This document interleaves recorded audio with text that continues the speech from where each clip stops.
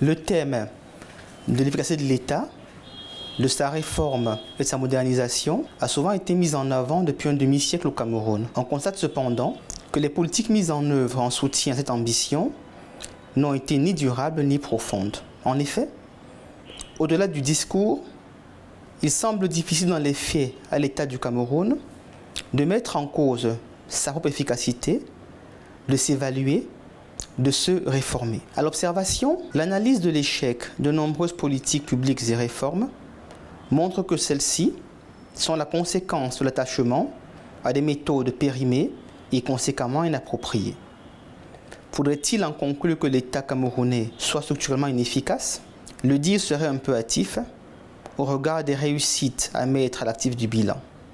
Il n'en reste pas moins que des entraves existent, lesquelles concourent à affaiblir la performance globale de l'État au Cameroun. Alors, dans l'ouvrage, 22 contributeurs ont fait des propositions. Les articles évoquent plusieurs domaines: l'industrialisation du pays, les réformes constitutionnelles, les marchés publics, l'éducation, l'intégration nationale. Il y a 22 thématiques qui sont transversales et qui regroupent assez bien les principaux enjeux et défis qui interpellent notre nation. L'État est au centre de la vie sociale, politique, économique, culturelle.